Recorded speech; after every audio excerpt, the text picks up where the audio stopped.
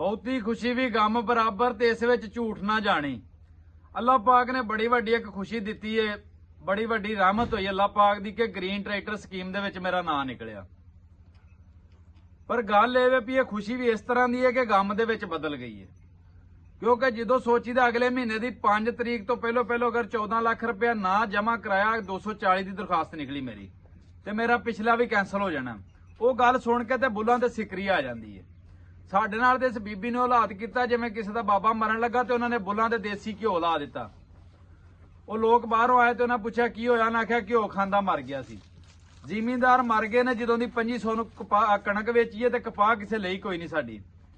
ਹੁਣ ਉਹ ਬੀਬੀ ਨੇ ਟਰੈਕਟਰਾਂ ਸਕੀਮ ਕੱਢ ਦਿੱਤੀ ਤੇ ਬੀਬੀ ਜੀ ਉਹ ਜਿੱਥੇ ਦੂਸਰੇ ਪੈਸੇ 10 ਲੱਖ ਮਾਫ ਕੀਤਾ ਜਾਂ ਤੇ ਦੂਸਰੇ ਵੀ ਮਾਫ ਕਰ ਦਿੰਦੀ, ਸਾਨੂੰ ਫ੍ਰੀ ਦੇ ਵਿੱਚ ਟਰੈਕਟਰ ਲੱਭਦਾ, ਅਸੀਂ ਤਾਂ ਲੈਣ ਜੋਗਾ। ਸਾਡੇ ਕੋਲ ਤੇ ਸ਼ੋਰੂਮਾਂ ਦੇ ਲਾਗ ਵਿਹਾਰ ਦੇਣ ਜੋਗਾ ਵੀ ਪੈਸੇ ਕੋਈ ਨਹੀਂ, ਅਸੀਂ ਉਸ ਪੋਜੀਸ਼ਨ ਤੇ ਆ ਗਏ ਹਾਂ।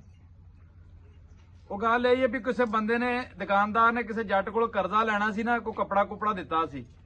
ਉਹ ਜਦੋਂ ਪੈਸੇ ਲੈਣ ਵਾਸਤੇ ਗਿਆ ਤੇ ਉਹ ਜੱਟ ਦੀ ਫਸਲ ਨਾ ਹੋਈ, ਉਹਦੇ ਕੋਲ ਪੈਸੇ ਕੋਈ ਨਹੀਂ ਸਨ।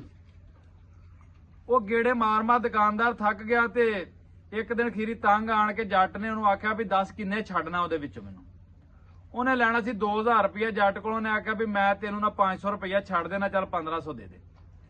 ਜੱਟ ਆਂਦਾ ਨਹੀਂ ਥੋੜੇ ਨੇ ਹੋਰ ਛੱਡ। ਉਹਨੇ ਖੀਰੀ ਆਖਿਆ ਵੀ ਚੱਲ ਇੰਜ ਕਰ, ਮੇਰੀ ਲਾਗਤ 1000 ਰੁਪਇਆ ਸੀ, 1000 ਤੈਨੂੰ ਮੈਂ ਛੱਡਣਾ, 1000 ਮੇਰਾ ਦੇ ਛੱਡ। ਜੱਟ ਆਂਦਾ ਠੀਕ ਹੈ ਦੇ ਦਿਆਂਦਾ, ਉਵੇਂ 1000 ਰੁਪਇਆ ਜਿਹੜਾ ਤੇਰਾ ਰਹਿ ਗਿਆ ਨਾ ਤੈਨੂੰ ਦੇ ਦਿਆਂਦਾ। ਦੁਕਾਨਦਾਰ ਆਂਦਾ ਵੀ ਦੱਸ ਕਿਹੜੀ ਤਰੀਕ ਵਾਲੇ ਦਿਨ ਦੇਦਾ।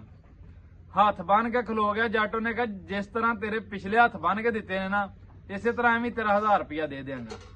ਬੀਬੀ ਜੀ ਗੱਲ ਹੈ, ਜਿਸ ਤਰ੍ਹਾਂ ਤੁਸੀਂ ਪਿਛਲਾ 10 ਲੱਖ ਛੱਡਿਆ ਨਾ, ਜਾਂ ਤੇ ਹੁਣ ਹਿੰਮਤ ਕਰੋ ਜਿਹੜੇ ਸਾਡੇ ਵਰਗੇ ਗਰੀਬ ਕਿਸਾਨ ਛੋਟੇ ਲੈਵਲ ਦੇ ਨੇ ਨਾ, ਉਹਨਾਂ ਦੇ ਦੂਸਰੇ ਜਿਹੜੇ ਪਿਛਲੇ ਨੇ ਉਹ ਵੀ ਮਾਫ ਕਰ ਦਿਓ। ਨਹੀਂ ਤੇ ਤੁਸੀਂ ਆਪਣੇ ਅਮੀਰ ਕਹਿ ਕੇ ਤੁਸੀਂ ਇਹਨਾਂ ਦੀ ਤਹਿਕੀਕ ਕਰਾ ਲਓ ਕਿ ਇਹਨਾਂ ਦੇ ਪੱਲੇ ਕੀ। ਸਾਡੇ ਕੋਲ ਪਿੱਛੇ ਖਲੋਤਾ ਇੱਕ ਟਰੈਕਟਰ ਤੁਹਾਨੂੰ ਮਾੜਾ ਜਿਹਾ ਨਜ਼ਰ ਆ ਰਿਹਾ, ਇਹ ਵੇਚਿਆ ਵੀ 14 ਲੱਖ ਨਹੀਂ ਪੂਰਾ ਹੁੰਦਾ। ਅੱਜ 5-4 ਦਿਨ ਹੋ ਗਏ ਨੇ ਵੇਚਣ ਤੇ ਲਾਇਆ, ਕੋਈ ਬੰਦਾ ਲੈਣ ਹੀ ਨਹੀਂ ਆਇਆ, ਕਿਉਂਕਿ ਲੈਣ ਜੋਗੀ ਕਿਸੇ ਦੀ ਪੋਜੀਸ਼ਨ ਹੀ ਕੋਈ ਨਹੀਂ। ਇਸ ਤੋਂ ਕਰਕੇ ਤੁਸੀਂ 10,000 ਦੇਣ ਨਾਲੋਂ ਥੋੜੇ ਦੇ ਦਿੰਦੇ, ਪਰ ਗੱਲ ਇਹ ਨਾ ਹੀ ਦਿੰਦੇ, ਇਹਦੇ ਨਾਲ ਸਾਨੂੰ ਡੀਏਪੀ ਸਸਤੀ ਦੇ ਦਿੰਦੇ ਜਾਂ ਸਾਡੀ ਕਣਕ ਖਰੀਦ ਲੈਂਦੇ ਇਹਨਾਂ ਪੈਸਿਆਂ ਦੀ। ਜਿਹਦੇ ਤੁਸੀਂ ਹੁਣ ਸਬਸਿਡੀ ਦਿੱਤੀ ਤੇ ਸਾਡੇ ਤੇ ਆ ਵੇਲਾ ਹੀ ਨਹੀਂ ਸੀ ਆਉਣਾ, ਅਸੀਂ ਤੁਹਾਡੇ ਮੂੰਹ ਵੱਲ ਵੇਖਣਾ ਹੀ ਕੋਈ ਨਹੀਂ ਸੀ।